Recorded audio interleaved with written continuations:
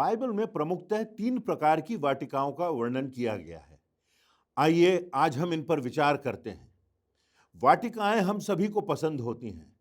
कहीं ना कहीं हम अपने घर में कुछ जगह ढूंढ लेते हैं जहां हम फूल लगाते हैं। ये फूल खूबसूरती बिखेरते हैं, रंग बिखेरते हैं। अगर आपके घर का परिसर बड़ा होता है तो बड़े बाग लगते हैं, छोटा होता है तो कुछ पात्रों में ही फूल लगा लेते हैं। इस प्रकार के शौक हमको होते हैं क्योंकि फूलों के द्वारा खूबसूरती फैलती है, सुगंध फैलती है। आप और हम कल्पना भी नहीं कर सकते कि जब परमेश्वर ने अदन की वाटिका लगाई तो वो कितनी खूबसूरत होगी।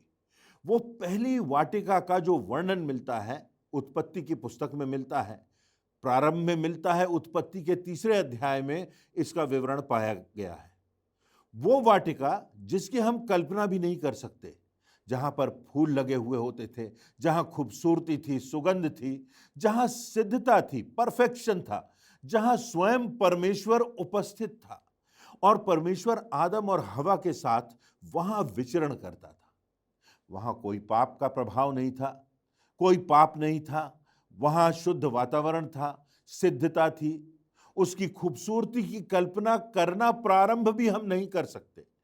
अदन की वाटिका को परमेश्वर ने बहुत खूबसूरत बनाया।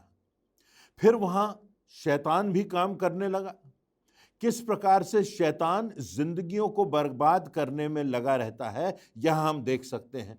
और आज भी निरंतर उसके वार और प्रहार हमारी जिंदगियों में होते हैं। चाहे ये वार बीमारी का हो, सांसारिक आकर्षणों का हो, नशे का हो, निरंतर शैतान के वार और प्रहार हमारी जिंदगियों में, हमारे परिवार में लगते रहते हैं, जिनकी चर्चा भी हम नहीं करना चाहते।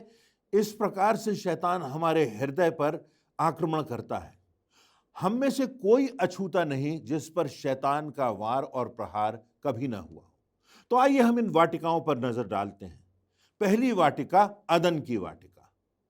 ये मानव जाति के लिए पतन का स्थान बन जाती है। सारी खूबसूरती के बावजूद, सारे रंगों के बावजूद, सारी सिद्धता और परमेश्वर की उपस्थिति के बावजूद वहां शैतान का प्रहार होता है।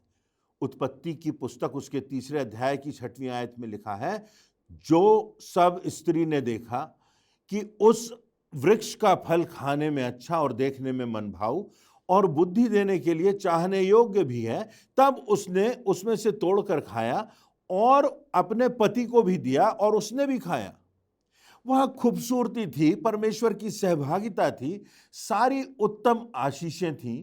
परंतु परमेश्वर ने एक आज्ञा दी थी कि इस वृक्ष के फल को नहीं खाना है। एक तरफ एक आज्ञा है, परमेश्वर की आज्ञा, सारी आशीषें हैं, और दूसरी तरफ शैतान का जाल है, उसके प्रपंच है। और आज भी सांसारिकता को चकाचौंध करने में कितने लोग हैं जो शैतान के जाल में फंस जाते हैं।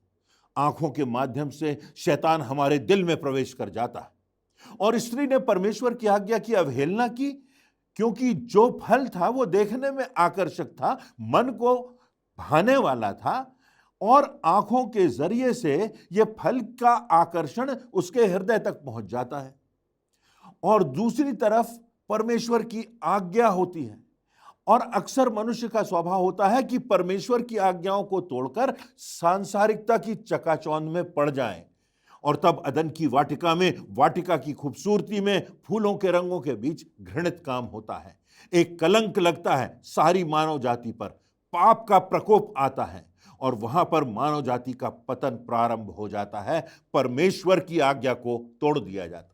यह स्थान परमेश्वर की आज्ञा को ठुकराने का स्थान था। उत्पत्ति उसके 2 अध्याय उसकी 8वीं और 9वीं आयतों में लिखा है, और यहोवा परमेश्वर ने पूर्व की ओर अदन देश में एक वाटिका लगाई और वहां आदम को, जिसे उसने रचा था, रख दिया।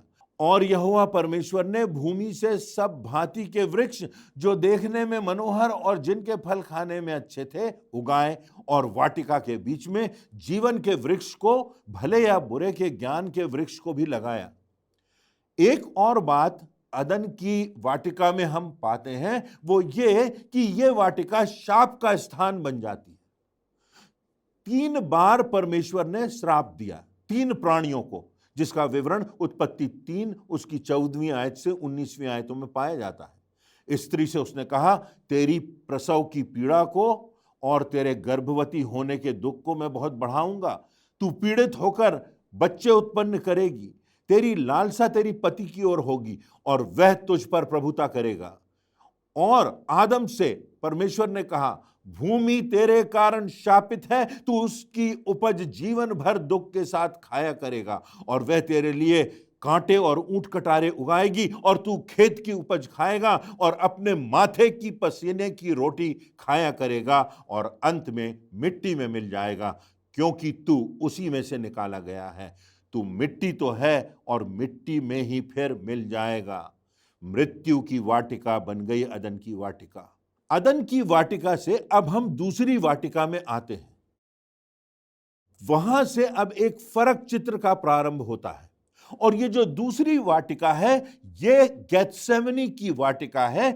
ये गेत्सेमनी का बाग है जहां परमेश्वर का मेमना है, जहां प्रभु यीशु मसीह है और यहां प्रभु यीशु मसीह के सामने क्रूस की यात्रा है, उसके सामने मृत्यु की पीड़ा है, उसके सामने जो मानसिक पीड़ा और आत्मिक पीड़ा का चरमोत्कर्ष हो सकता था, जो मानसिक यंत्रणा अधिकतम हो सकती थी, उसकी हम कल्पना भी नहीं कर सकते, वो गेत्सेमनी की वाटिका में था।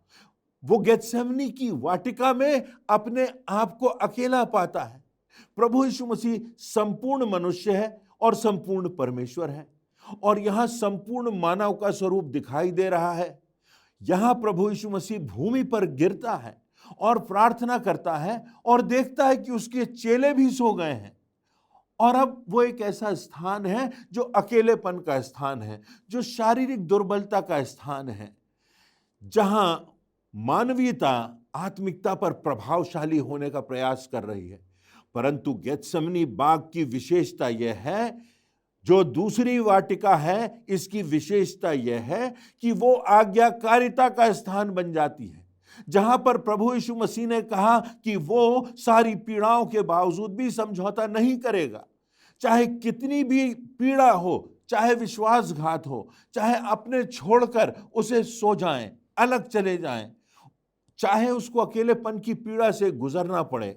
और हम में से आज भी हम देखें तो कितने हैं जो इस अकेलेपन की पीड़ा से, अकेलेपन की व्यथा से गुजर रहे हैं। अपनी व्यथा वो किसी के साथ शेयर नहीं कर सकते।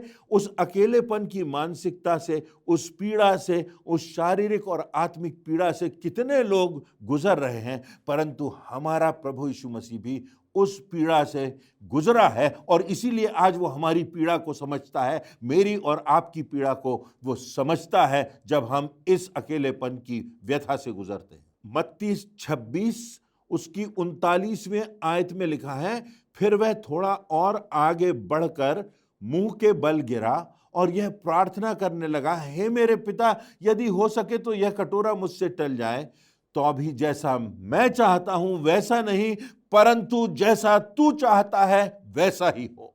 उसकी प्रार्थना थी कि पिता हो सके तो ये क्रूस की पीड़ा, ये मौत का घूंट मुझसे टल जाए, परंतु फिर भी प्रभु यीशु मसीह कहता है, जैसा मैं चाहता हूं वैसा नहीं, परंतु जैसा तू चाहता है वैसा ही हो। कितनी बड़ी बात है। एक संदेश है जो आज मेरे और आपके लिए है। हम ये कह सकें, जैसा मैं चाहता हूं वैसा नहीं, परंतु जैसा तू चाहता है वैसा ही हो।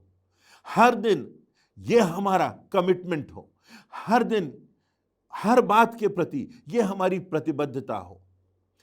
हम परमेश्वर से कहें कि पिता, आज कठिनाई का दिन है, आज पीड़ा का रास्ता है, आज अपने प्रिय की मृत्यु से हम गुजर रहे हैं। आज पिता परमेश्वर सांसारिकता के आकर्षण है, मानसिक पीड़ा है, अकेलेपन की पीड़ा है, परंतु इसके बावजूद मेरा ये कहना है, मेरी ये प्रतिबद्धता है कि जैसा तू चाहता है वैसा हो, मेरी नहीं परंतु तेरी इच्छा पूरी हो। ये गेत्सेमनी बाग है, ये आज्ञाकारिता की वाटिका है। ये वाटिका प्रार्थना की वाटिका भी है। गेत्सेमनी बाग में प्रभु यीशु मसीह 3 बार प्रार्थना करता है। 3 प्रार्थनाओं का वर्णन यहां पाया जाता है। यदि आप देखें तो ये प्रार्थनाएं मत्ती रचित सुसमाचार उसके 26वें अध्याय की 37वीं से 45वीं आयतों में प्राप्त होती हैं, जहां पर लिखा हुआ है, फिर वह थोड़ा और आगे बढ़कर मुंह के बल गिरा और यह प्रार्थना करने लगा। पहली प्रार्थना, हे मेरे पिता, यदि हो सके तो यह कटोरा मुझसे टल जाए, परंतु जैसा मैं चाहता हूं वैसा नहीं, परंतु जैसा तू चाहता है वैसा ही हो। फिर उसने दूसरी बार यह प्रार्थना की कि मेरे पिता, यदि यह मेरे पिए बिना हट सकता है तो तेरी इच्छा पूरी हो। तब उसने आकर देखा चेले फिर सो रहे थे। फिर वही बात प्रभु यीशु मसीह ने अपनी प्रार्थना में दोहराई।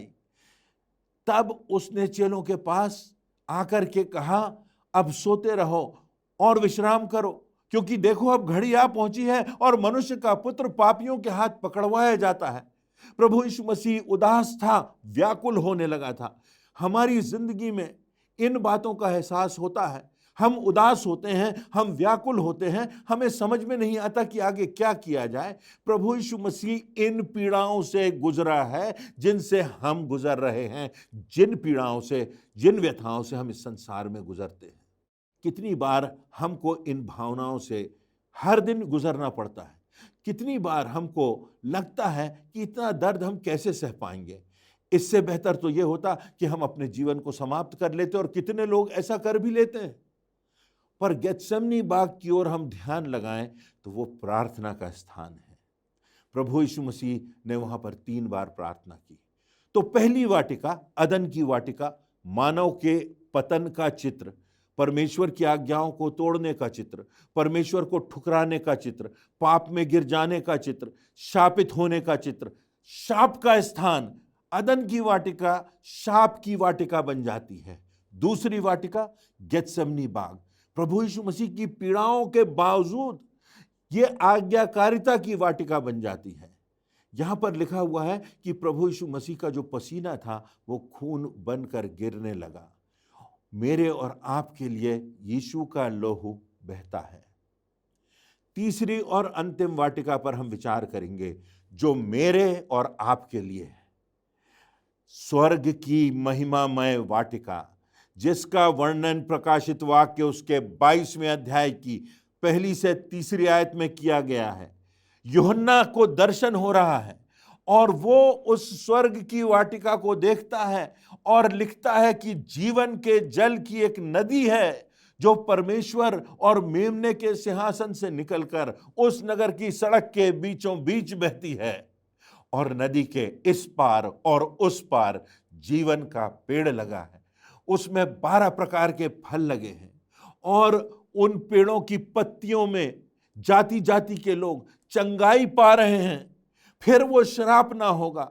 फिर परमेश्वर और मेमने का सिंहासन उस नगर में हम देख सकेंगे। ये वाटिका है मेरे और आपके लिए, जहां मैं और आप पहुंच सकते हैं, जहां जीवन का जल है, जहां परमेश्वर का राज्य है, जहां परमेश्वर की शांति है, जहां जीवन के जल की धाराएं बहती हैं, नदी बहती है, जहां वृक्ष हैं उनके पत्तों से चंगाई प्राप्त होती है। और जो सबसे प्रमुख बात है वो ये है कि इस वाटिका में फिर कभी शाप नहीं होगा। जो शाप अदन की वाटिका में था, वो शाप इस स्वर्ग की महिमामय वाटिका में नहीं होगा, क्योंकि अब जो मसीह में है वो नई सृष्टि है। अब जो मसीह में है उन पर दंड की आज्ञा नहीं होगी। प्रकाशित वाक्य उसका 21वां अध्याय उसकी 3 से 5वीं आयतों में उस वाटिका के अधिकार का वर्णन है।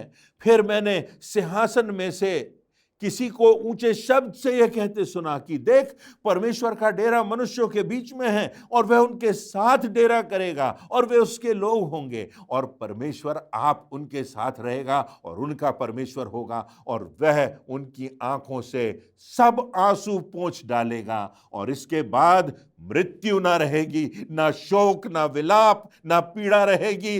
पहली बातें जाती रहीं। और जो सिंहासन पर बैठा था उसने कहा, देख, मैं सब कुछ नया कर देता हूं। फिर उसने कहा, लिख ले, क्योंकि ये वचन विश्वास के योग्य और सत्य हैं। ये वचन विश्वास के योग्य और सत्य है।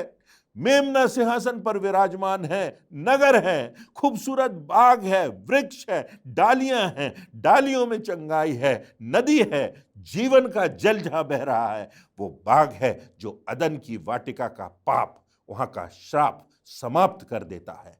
परमेश्वर को धन्यवाद देते हैं कि मात्र यह खूबसूरती, ये सुगंध, परमेश्वर की सहभागिता अदन की वाटिका तक सीमित नहीं रहती है।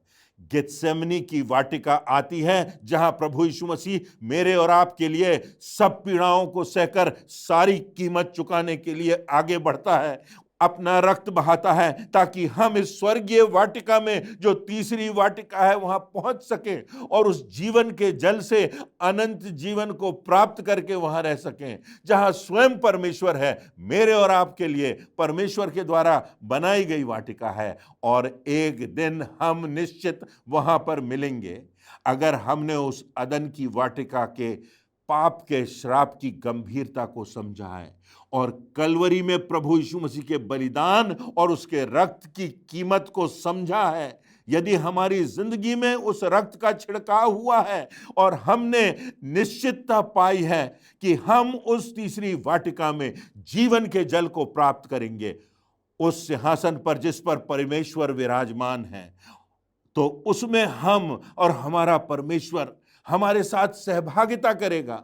मेरी प्रार्थना है कि मैं और आप प्रभु यीशु मसीह के मार्ग पर चलें और उस मार्ग से चलते हुए स्वर्ग की वाटिका में पहुंच सकें। परमेश्वर ने ये वचन, ये प्रतिज्ञाएं कुछ लोगों के लिए नहीं की है, एक विशिष्ट जाति के लिए नहीं की है, हर एक के लिए की है। और वो चाहता है कि हर कोई अदन की वाटिका का शाप जो मानव जाति पर पड़ा था उससे मुक्त हो सके, प्रभु यीशु मसीह के रक्त से उसकी आत्मा उज्जवल हो सके और तब हमारी निश्चितता हो कि हम इस तीसरी वाटिका में अपने प्रियों से मिलेंगे, प्रभु यीशु मसीह से मिलेंगे, परमेश्वर सिंहासन पर विराजमान होगा और हमारे प्रभु की महिमा, स्वर्गदूतों की स्तुति में हम सब शामिल होंगे। काश उस दिन हम सब वहां पर मिल सकें और यह हमारा पुनर्मिलन ऐसा होगा जिसका कभी अंत ना होगा, जहां कहीं मृत्यु नहीं होगी, जहां कहीं अलगाव नहीं होगा, जहां कोई शाप नहीं होगा और हम और आप अनंत के लिए, सदैव के लिए परमेश्वर के राज्य में हमेशा हमेशा तक वास करेंगे। ये बात मैं नहीं कह रहा हूं, ये परमेश्वर के वचन की प्रतिज्ञा है। वो परमेश्वर जिसने सृष्टि की सृजना की, वो परमेश्वर जिसने मुझको और आपको माँ के गर्भ में जिंदगी दी, वो परमेश्वर आज हमको अपनी वाटिका में आमंत्रण दे रहा है।